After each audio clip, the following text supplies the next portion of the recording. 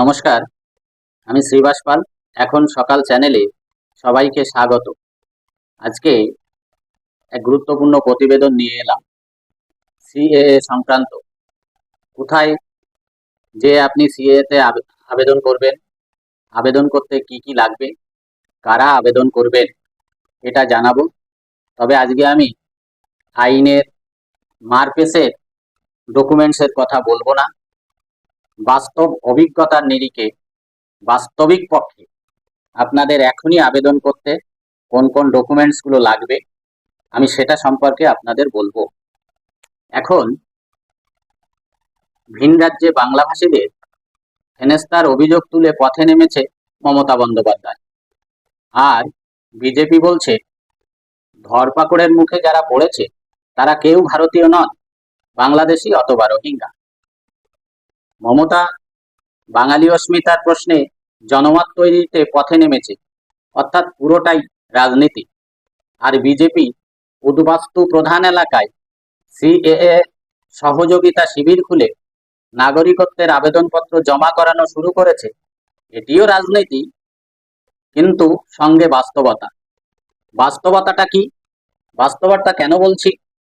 কারণ মতুয়া সম্প্রদায় যারা, তারা পিছিয়ে বর্গের মানুষ, তাই তারা এখনো জানে না সিএএ কিভাবে আবেদন করতে হয় অনলাইনে, আইনটি কি এবং কেন করব, কি কি ডকুমেন্টস লাগবে, এগুলো এখনো এরা জানে না। সিএটা হলো সিটিজেনশিপ অ্যামেন্ডমেন্ট অ্যাক্ট 2019, যেটা ভারত সরকার লাগু করেছে। বাংলাদেশ, আফগানিস্তান, পাকিস্তান থেকে ধর্মীয় উৎপীড়নের কারণে যারা সেদেশ ত্যাগ করে এসেছে, সেই সমস্ত সংখ্যালঘু হিন্দু, বৌদ্ধ, শিখ, পারসিক, খ্রিস্টান সম্প্রদায়ের অভিবাসীদের জন্য নাগরিকত্ব পাওয়ার আইন। এটাই হলো সিএএ। এই সিএএ তে আবেদন করতে গেলে কি কি ডকুমেন্টস লাগবে, কারা করবে? প্রথমে জানতে হবে যারা 2014 সালের 31শে ডিসেম্বরের আগে ভারতবর্ষে এসেছে, এই সমস্ত সংখ্যালঘু মানুষেরা, তারা এটা আবেদন করবে। বিশেষ করে বাংলাদেশ থেকে যারা এসেছে সেই সমস্ত হিন্দু সম্প্রদায়ের মানুষ এই আবেদন করবে। এবার তাদের আবেদন করার জন্য কি কি লাগবে? আপনি যে ভারতবর্ষে এসেছেন, অর্থাৎ ভারতবর্ষে বসবাস করবার প্রমাণ, 2014 সালের 31শে ডিসেম্বরের আগে বসবাস করছেন, তার একটা প্রমাণ দিতে হবে। যেমন তার প্রমাণ কি হবে? আধার কার্ড হবে, ভোটার কার্ড হবে, জমির দলিল হবে, ব্যাংকের পাসবুক হবে, এর থেকে যে কোনো একটা দিতে হবে। এগুলোও যদি আপনার না থাকে, তাহলে আপনি যদি বৈধ পাসপোর্ট নিয়ে এদেশে প্রবেশ করে থাকেন এবং প্রবেশ করার পরে আর আপনি ওদেশে ফিরে যাননি, আপনার ভিসার মেয়াদ উত্তীর্ণ হয়ে গেছে, এরকম যদি পাসপোর্ট আপনার কাছে থেকে থেকে তার কপি দিলেও আপনি প্রমাণ করতে পারবেন যে আপনি ভারতবর্ষে এতদিন বসবাস করছেন। এছাড়া কি লাগবে? আপনি যেখানে বসবাস করছেন সেখানকার একজনের সাক্ষী লাগবে। সেই সাক্ষীর সেলফ ডিক্লারেশন লাগবে। সেই সাক্ষীর আধার কার্ড লাগবে, মোবাইল নাম্বার লাগবে। বোঝাতে পারছি?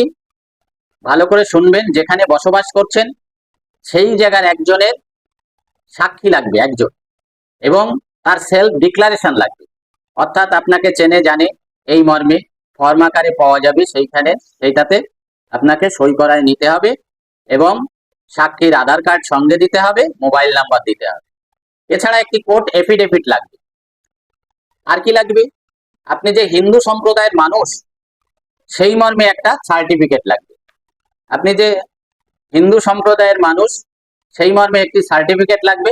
এখানে একটু বলে রাখি যে এই সার্টিফিকেট যে কেউ দিতে পারবে না। এই সার্টিফিকেট দেবে কোনো মঠ বা কোনো ভারত সেবা সংঘ অথবা মতুয়া মহাসংঘ, যাদের রেজিস্ট্রেশন আছে, যারা এই মর্মে সার্টিফাই করতে পারে যে আপনি একজন হিন্দু, সেই সার্টিফিকেট যারা দিতে পারে তাদের থেকে আপনাকে সার্টিফিকেটটা নিতে হবে।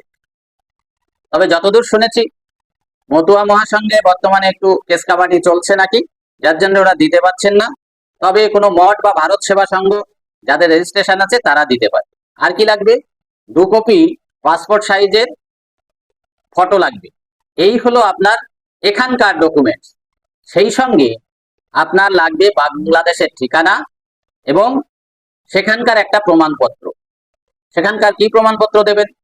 যেমন ধরুন সেখানে বসবাস করতেন, তার জমি ছিল, জমির দলিল, লেখাপড়া করেছেন তার কোনো সার্টিফিকেট, অথবা ভোট ছিল বা সেখানে ভোটের কোনো কার্ড বা ছবি, যাই বলেন, এগুলো লাগবে। তার একটা প্রমাণপত্র আপনাকে দিতে হবে। এগুলো নিয়ে আপাতত আপনারা যেখানে শিবির করছে, এই সিএ আবেদনের যে শিবির হচ্ছে সেখানে যেতে পারেন, অথবা কোনো ভারত সেবা সঙ্গে বা কোনো মঠে আপনারা গেলে সেখানেও হচ্ছে, আপনারা সেখানে যোগাযোগ করুন।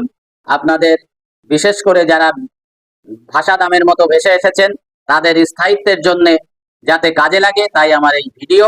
আপনারা অবশ্যই এটার দ্বারা যদি উপকৃত হন তাহলে আমার ভিডিও বানানো সার্থক হবে। আপনারা অবশ্যই এই ডামাডোলের বাজারে সিএতে আবেদন করে রাখুন। সম্ভবত আপনাদের এই যে ভোটার কাটাকাটি এসআইআর আসছে তাতে কাজে লাগলেও লাগতে পারে। ভালো থাকুন, সুস্থ থাকুন। ধন্যবাদ সবাইকে।